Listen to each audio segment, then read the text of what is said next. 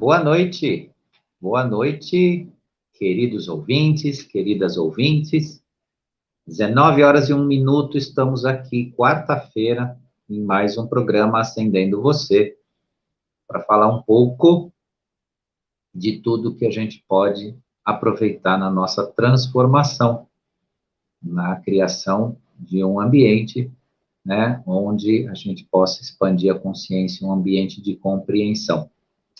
Como sempre, né, quero convidar todos que estão chegando, quem não está inscrito no canal, se inscrever, acionar o sininho das notificações para receber as nossas mensagens e dar o seu gostei lá, que isso contribui para que mais pessoas possam ver o nosso trabalho aqui e também aproveitar. Né? O like ali, ele não tem nenhum caráter de premiação ou de contribuição, ou vamos ganhar algo, ou estamos ganhando. Esse é um trabalho voluntário, muito amoroso, muito dedicado.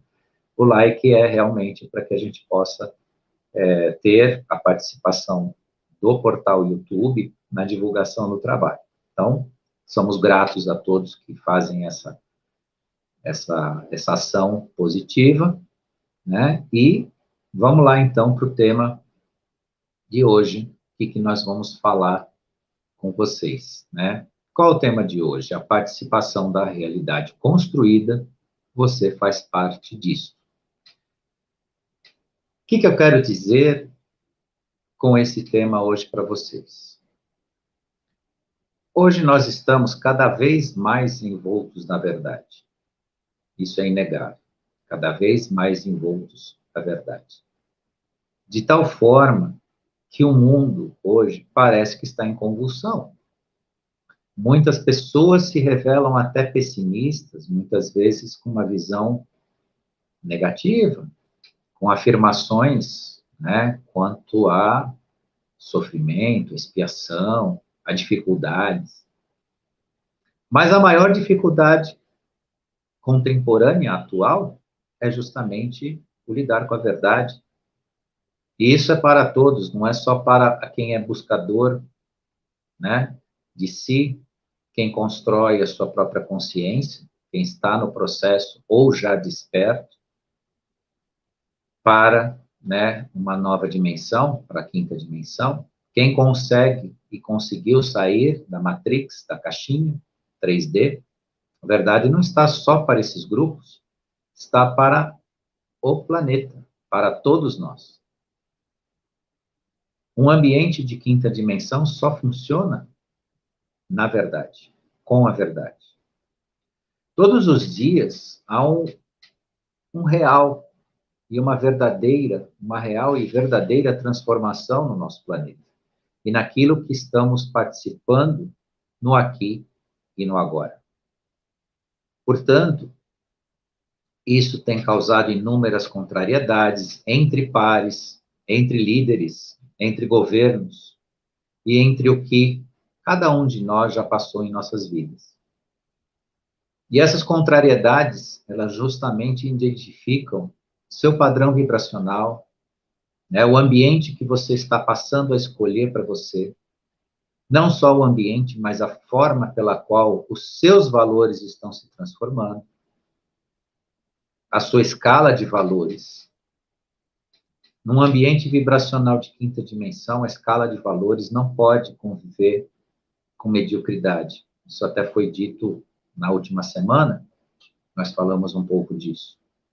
Não pode conviver com as carências, eu digo as carências da alma, as carências de caráter, as carências da moral, do que a gente sempre falou e virou um pouco em desuso, porque uma parte considera isso obsoleto, que são os bons costumes. Mas a transformação do ser humano, nesse sentido, está muito mais dentro de um ambiente de resgate, né? Resgatar toda essa escala de valores para se manter num patamar de ascensão mesmo. Porque sermos o que nós somos, nós tivemos e estamos tendo uma liberdade sem precedentes. Só que uma liberdade usada de forma negativa. A liberdade em si não é negativa. Mas uma parte tem usado essa liberdade de forma negativa. Confundiu todo o sistema de valores, de comportamentos. Trouxeram a ideia de comparar o ser feminino, a mulher, ao homem, igualar ao homem. Igualdade não é descer o nível na escala de valores de uns e menosprezar os outros, porque da mesma forma que procuram igualar o ser feminino ao homem, estou falando tudo no sentido negativo, não estou falando em direitos, no exercer da vida, nas oportunidades. Nada disso. Nem vamos entrar nessa discussão, porque essa discussão esbarra até em ideologias que estão aí para as pessoas analisarem, fazerem as suas escolhas, as suas avaliações e fazer os seus posicionamentos.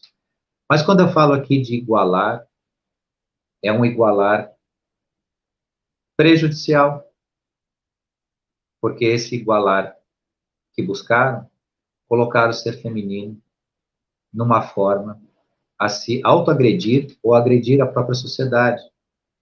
Porque o mundo masculino, em certa forma, ele foi concebido ao longo da nossa história, não precisa continuar desta forma, ou ser dessa forma, mas ele foi concebido como uma espécie, na condição masculina, de produzir, de participar da criação material, que eu digo, de suportar as violências próprias e criadas por ele mesmo, a ser o guerreiro que teria que e teve que vencer as guerras, as disputas, e por aí vai. E nesse igualar de coisas, se tornou uma relação com a sociedade muito agressiva. Né? Tiraram do ser feminino as suas prerrogativas maiores dessa escala de valores, em detrimento de uma igualdade complicada. Claro, eu estou fazendo aqui um mero comentário, isso não é um desalento para o futuro, porque tudo voltará à sua dimensão ética, à sua dimensão moral, tanto para o homem quanto para a mulher. Especialmente para o homem ainda mais, porque o homem é um ser que precisa ser sublimado no seu eu. Sair também de um campo, né, muito rude, pelo qual ele exerceu o seu papel ao longo da história. Mas, claro, isso também precisa ter a participação ética, moral, estética do ser feminino, que sempre cuidou muito bem desses elementos. Diferente do que podem pensar nessa relação, o ser feminino sempre teve uma participação importante em muitas decisões na família e na humanidade. Claro que a representação disso é totalmente diferente. Pode até algumas pessoas me contestarem, falar, da onde você tirou isso? Da onde você tirou? O homem sempre foi o tirano para mandar no planeta, usou do machismo, que é tão condenado hoje. Mas não estamos discutindo nesse nível de coisas. Estamos discutindo a importância que o ser feminino tomou nesses valores, nessa escala de valores. A escala maior de valores sempre pertenceu à mulher. E o homem sempre teve que aprender com isso. Gostem da ideia ou não. Ainda que essa atuação social pretendida, que hoje está mais ampliada, né, não tenha sido na medida e na dimensão do justo. Que, obviamente, aí sim pode se falar de igualdade, de justiça, né?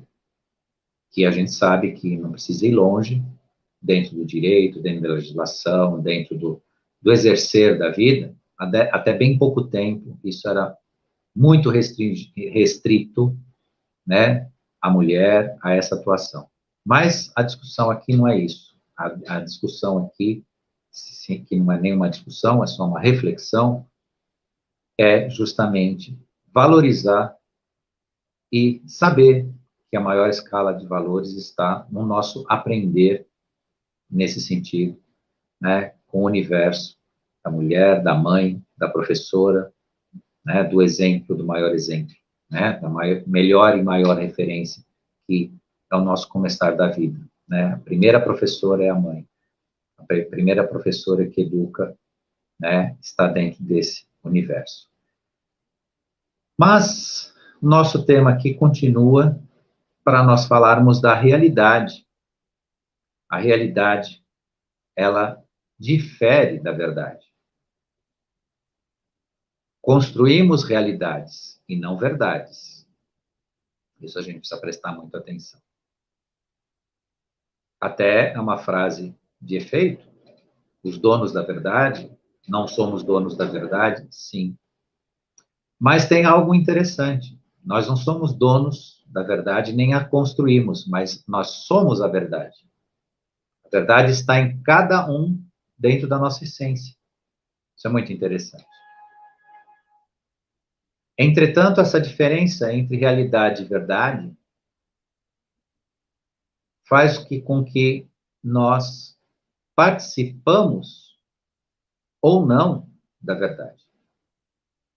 A nossa vontade, ela pode artificializar a verdade criando as ilusões, que aí é a realidade própria de cada um.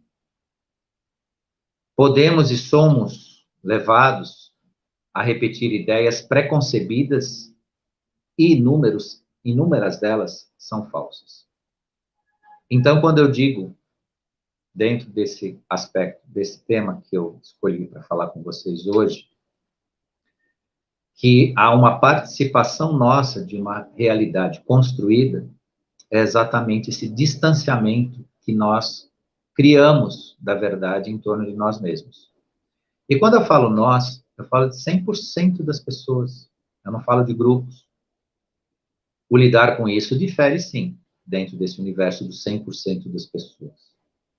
Mas todos nós, pelo aspecto emocional, pela forma que nós estabelecemos a nossa relação com a vida, né, a formação que nós tivemos, a formação escolar, a nossa educação e tudo mais, pode resultar na criação de realidades nossas, próprias, que são distantes da verdade.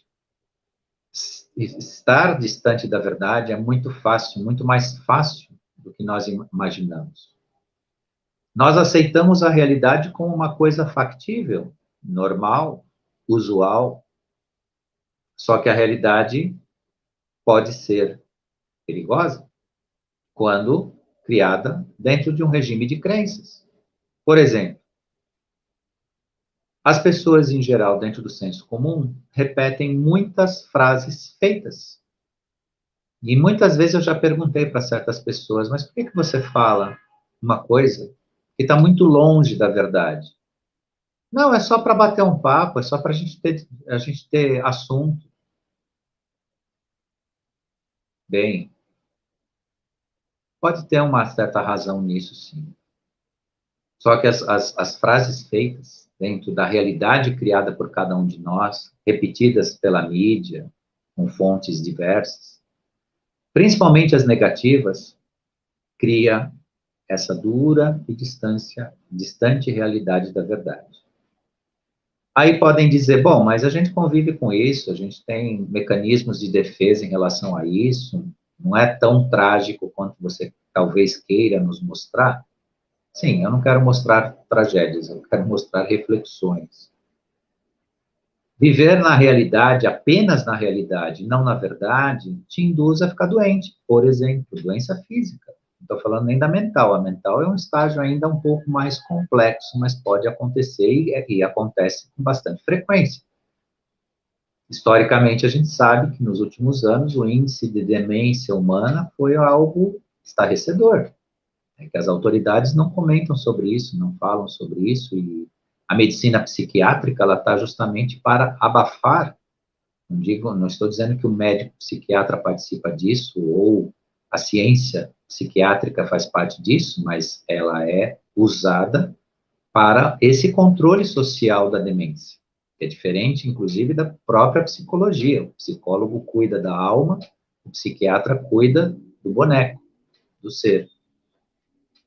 E muitas vezes isso não é nem notado pela sociedade, o quanto nós temos, né, pessoas com problemas diversos por fuga da verdade, dentro de um universo da sua própria realidade. Mas vamos caminhar para uma outra reflexão aqui também. Vamos começar só com a questão da patologia física. Então, viver na sua própria realidade o tempo todo, dentro do seu regime de crenças, o que você acredita, o que você não acredita, repetir o negativo que lhe é dito pelos meios de comunicação, por exemplo, isso te faz ficar doente. A doença física vem da psique. Uma psique perturbada projeta, somatiza no corpo a consequência da doença. Esse binômio deve ser gradativamente entendido por todos nós. Se queremos ser saudáveis fisicamente, nós precisamos evitar a construção de um mundo paralelo da realidade pessoal de cada um, que só não fica esquisita ou até esquizofrênica porque é um repetir de manada, percebam isso, isso é o grande perigo. Não é um repetir pessoal. Então, se eu exerço, né, um discurso dentro da negatividade, como ele é, aspas, comprado por aí, então parece até que é normal. Ah, estão reclamando, né, dos preços das coisas, estão reclamando do governo, estão reclamando do índice disso, daquilo, ou viram que aconteceu uma tragédia frente aí a uma questão social de crime e tudo mais, e isso vem e se repete no ambiente da pessoa.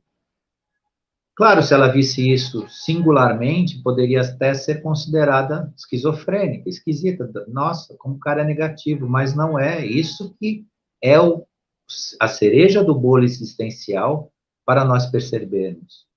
E o regime de crenças guarda centenas desses senãos. Quantas pessoas não se repetem na sua realidade tragédias na vida porque passam a acreditar que, a partir do que escutaram da família, dos seus antepassados, sobre o ponto de vista da negatividade, absorveram esse tipo de realidade negativa e deram continuidade às tragédias da vida. E, para piorar, repetem. Como, por exemplo, uma pessoa que teve um relacionamento frustrado. Então, ela pode considerar que nenhum homem presta. E isso é muito comum se ouvir. Ou, ao contrário, um homem que não teve sucesso num relacionamento, considerar que o ser feminino é um ser questionável, um ser perigoso. Aí vem as piadas, vem um monte de baboseira junto com isso, que prejudica. E cria um regime próprio de crenças. E aí cada um precisa lidar emocionalmente com isso e, em primeiro lugar, descartar esse repetir negativo da vida. Porque a pessoa experimentou a dificuldade, em primeiro lugar, ela tem que tirar isso dentro de si e não entender que o mundo é aquilo que ela experimentou. E saber que ela experimentou aquilo por várias razões, que não são consequências do acaso, que não são consequências de um mundo ruim, ou consequências porque existem pessoas ruins, ou pessoas que não dão certo, ou coisas desse gênero. Ela estava envolta a esse padrão vibracional, esse padrão mental de pensamento, e por mais que ela tenha tentado ser feliz, muitas vezes não encontra felicidade. Ao ponto de, muitas vezes, a gente ouvir dentro de certas famílias, com toda a intenção e amor que possa ter nisso, de pais falando para os filhos, que tudo que eles querem na vida é que o filho ou a filha seja feliz. Claro, isso tem algo de bom, positivo, não tenha dúvida.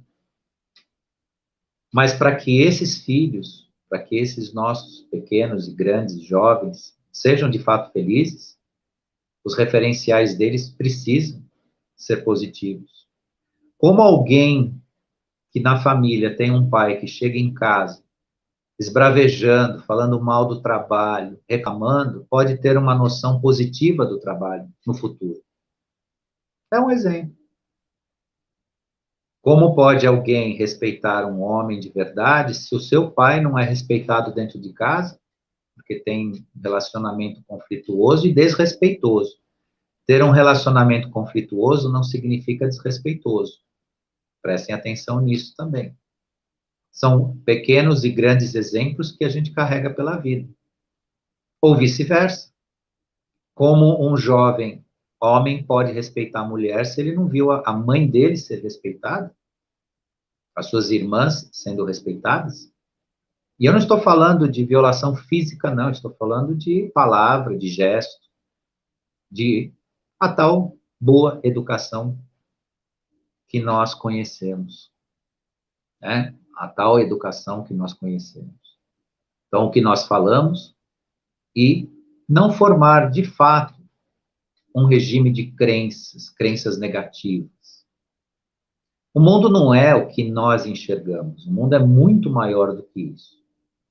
E nós temos que nos dar o direito a enxergar a amplitude desse mundo que nós participamos, para que nós possamos transmitir, não só guardar a saúde que a gente possa guardar, né? Evitando o negativo, evitando o pensamento doentio, mas também aquilo que a gente faz pelos outros, pela família. Se nós tivermos experiências difíceis, o caminho é filtrar isso. Isso se fala muito. Processo de filtrar. O trauma do passado não deve, em tese, ser repassado para os que vêm depois. E sim ser filtrado. Nem sempre a gente consegue tudo isso. Alguma coisa a gente carrega, a gente leva. Mas no processo de ascensão, é importante, hoje, depois dessa live, a gente começar a refletir sobre isso, pensar sobre isso. O quanto cada um de nós pode ser tóxico com as nossas idiosincrasias, com aquilo que a gente acha que tem que ser e não é. O tempo todo a gente encontra na sociedade, nas ruas, pessoas que se comportam, se vestem, fazem coisas que não fazem parte da nossa, inclusive da nossa escala de valores. Agora, o quanto nós nos deixamos intoxicar por isso. Porque ter também altos valores, altos conceitos da vida e tudo, não elimina o fato de a gente tratar a toxicidade que a gente pode criar a partir do momento que a gente tem um senso crítico cada vez mais severo, ou apurado, seja como quiser chamar. Então, a nossa ascensão, nosso crescimento depende também desses fatores. Cuidar do que a gente, da forma como a gente entende o mundo. O verdadeiro exemplo do que nós podemos ser, né, está muito, muito na nossa própria atitude. E chamo a atenção de vocês para uma coisa que hoje eu vi, uma pequena live muito breve do jornalista Lacombe, que é um dos homens mais respeitados dentro do jornalismo sério, em que ele chamou atenção para uma lista de conjunções adversativas, que eu achei muito apropriado, e quero realmente reportar ele, né, a minha inspiração para falar de você, para vocês hoje, né, e conjunções adversativas. O que ele quis dizer com isso? É o mas, é o porém, é o contudo, todavia, no entanto, senão, não obstante, ainda assim, apesar disso. E o foco que ele expôs a ideia sobre isso, na qualidade de jornalista sério, é o que nós vemos, por exemplo, na mídia, que nos faz entrar no campo de uma realidade negativa plantada, produzida dentro das nossas vidas. E aí ele deu exemplo, eu não trouxe os exemplos que ele ofereceu, mas ele foi cirúrgico nisso, foi pontual, ele pegou notícias verdadeiras, mas vou dar o exemplo, depois quem quiser dar uma olhada se isso é verdade, e é. Por exemplo, noticiam que a economia teve uma alta de X%. Isso é uma notícia positiva, uma notícia não só verdadeira, como positiva. Só que na continuação da notícia, mas o Brasil ainda não atingiu determinado nível. O Brasil fechou um contrato gigantesco de exportação, né, com a Rússia, por exemplo, porém, a balança comercial ainda não atingiu, e então percebem o que a mídia faz com cada um de nós? Nós estamos passando por um processo extremamente positivo no país. Claro que começa tudo isso para ser não reconhecido, reconhecido parcialmente, ou ser minado com negativo, por uma ideologia política que não quer realmente o Brasil que a gente está vendo. Eles querem se colocar como governo aqui, destruindo o país. Destruindo o país. E a mídia contribui isso com essas conjunções adversativas, onde você tem uma notícia boa, mas em seguida vem o todavia, no entanto, não obstante. Então vem uma notícia positiva, totalmente positiva, cheia de, né, de luz, só que eles quebram isso e o inconsciente coletivo acompanha e vai guardando, né? Então, assim, poxa, você ia tirar 10. No entanto, né, vou te dar um 7. Ou seja, o brasileiro que consome a notícia nesse nível de coisas, e é praticamente todo mundo que ainda assiste a telinha de vidro e faz uso do que se diz lá, é acometido desse tipo de poluição, de toxibilidade emocional e psíquica. Que é a mesma coisa que dizer diretamente para uma pessoa, olha, você é bom pra caramba, só que, meu, não serve. Ou como eu já disse anteriormente, eu ia te dar 10, mas vou te dar 7 por isso, por aquilo outro. Quer dizer, desconstrói. Por mais que a pessoa esteja no positivo, por mais que a pessoa tenha notícia boa, vem alguma coisa e derruba isso. Derruba o sentimento, porque o subconsciente, já tão poluído e tão judiado pelo negativo, ele vai pegar mais, né, mais um ingrediente tóxico, né, para essa desconstrução. E eu explico isso com um certo detalhamento para vocês, que é justamente a parte da construção da realidade e não da verdade.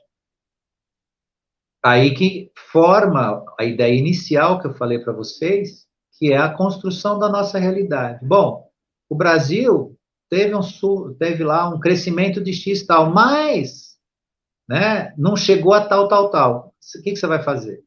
Você vai pegar essa informação e, no momento muito positivo da sua vida, você ou vai ser ingrato, ou vai ficar descontente. Às vezes, dentro da família, alguém quer fazer uma coisa, a esposa chega para o marido chega do trabalho, ela faz aquele carinho, faz aquele gesto bonito, mas ele não consegue ser grato, ele não, porque, né, está tão poluído, né, apesar de receber o bem, ainda terá alguma coisa depois para puxar para baixo, para te deixar no negativo. Mais um exemplo para vocês. Né? Então, às vezes, as pessoas recebem bênçãos, são abençoadas, mas essa realidade construída e realimentada de cada um, dentro de um senso comum de manada, tem o senso próprio, seu senso próprio, na verdade. Deixa um pouco a frase feita. Outro exemplo, assim, que é devastador para o negativo, é a reclamação do tempo. Ah, tá um calor demais, aí chove, ah, tá chovendo. Aí tá calor demais, aí fica frio, ah, tá muito frio. Isso é recorrente nas pessoas, isso é história. Eu vi meus antepassados, os presentes, e os futurinhos estão aprendendo da mesma forma. O reclamar, reclamar, reclamar. Olha para o céu, veja o tempo como está, o sol maravilhoso, aquele céu de brigadeiro. Ah, vai chover, nós precisamos da chuva. Saia do concreto e vai ver na terra o quanto, né, abençoa o teu alimento que você vai consumir. Mais um exemplo, né, do que é a nossa realidade e do que é a verdade, do que nós de fato precisamos. Para encerrar, eu estou aqui já no meu tempo estourando, eu vou comentar com vocês um experimento muito conhecido que prova que nós criamos uma realidade própria, que é o experimento da dupla fenda na física quântica. O que é o experimento da dupla fenda? Eu já conversei com muitas pessoas, as pessoas comuns ficam totalmente, né, avessas a isso, elas não compreendem, mas é muito simples. O experimento da dupla fenda mostra o quê? Dispararam micropartículas atômicas numa placa onde existia uma fenda, por isso que chama dupla fenda. Uma fenda. Ao disparar essa partícula, ela atravessou a fenda e formou o formato da fenda numa parede atrás desse painel, onde tem a fenda. Então, dispararam essas partículas, elas passaram por essa fenda e formaram ali a marca da passagem delas. Num segundo momento, eles pegaram uma segunda fenda ao lado e colocaram um observador, uma pessoa olhando, e dispararam essas partículas. Pasmem que, ao passar essas partículas pela fenda, elas formaram totalmente uma disposição na parede de trás, conforme a vibração e o pensamento do observador. E isso ele não estava, até onde se conhece a experiência, que eu entendi, se tiver algum físico teórico quântico aí, pode me ajudar a esclarecer, mas até onde eu entendi, esse observador não fazia parte de nenhuma concentração específica, ele só observava a passagem das partículas, mas a observação dele colocou as partículas de forma totalmente diferente daquela ordem da fenda que foi o primeiro disparo. Então, houve um disparo onde a fenda ficou, né, totalmente alinhada, as partículas, e no outro elas ficaram díspares, né? O que significa isso? Materialmente você muda você muda a verdade para uma realidade própria, se você não souber conduzir a sua forma de pensar e sua forma de agir. O experimento da dupla fenda, que é física quântica, no campo da materialidade, porque eram partículas materiais, disparadas por né, um canhão, tinha a capacidade de fazer esse disparo. Então, isso mostra que nós criamos uma realidade, sim, que pode ser tão positiva como totalmente destrutiva. Somente ao observar um fato, somente como observador, você já pode interferir num processo, num pensamento, em alguma coisa que se refere a nós, a nossa realidade. Claro que essa experiência da dupla fenda é uma experiência em laboratório e é um início, né, de uma grande reflexão sobre o que nós fazemos com a nossa própria realidade. Ou construímos uma realidade que muitas vezes se distancia da verdade. Então, eu deixo essa reflexão para nós hoje aqui, para mim também, que eu, tanto quanto cada um de nós, absorvo, né, tudo isso para também contribuir na minha ascensão. Sem ser dono aqui dos fatos nem da verdade, né, mas eu falo com para vocês com carinho, para que a gente possa refletir no que é, de fato, realidade versus a verdade. Verdade, ninguém precisa discutir. Verdade não tem opinião, ela é. E a realidade, tudo pode se modificar. Ainda que, com um esforço consciente, possamos criar, então, realidades que nós pertencemos, mas de forma ascensional, de forma ética, de forma a produzir e reproduzir o amor incondicional, a nossa participação ética no universo. Que ela vai continuar acontecendo, né? O que eu passei hoje para vocês não é algo que vai ser extinto em relação à quinta dimensão, mas precisa ser consciente, precisa ser conhecido por todos nós, para que a gente saiba de fato qual que é a nossa interferência no processo da vida e da nossa realidade. Sabendo que a gente pode, pela vontade corrompida até, distorcer totalmente a verdade e criar um mundo complicado e que ficaria só para nós sofrermos, adoecermos ou ascendermos. Tudo depende desse binômio. Grato por vocês estarem aqui comigo ao vivo, grato por quem ainda virá nos assistir, grato à equipe da TV Crom, a Cris Landim, Cris de Pascoal, que é a nossa coordenadora geral, e na próxima quarta-feira estarei com um tema aqui para continuar com vocês nessa reflexão para essa ascensão consciencial, que é a nossa busca aqui junto com vocês. Muito grato e até a próxima.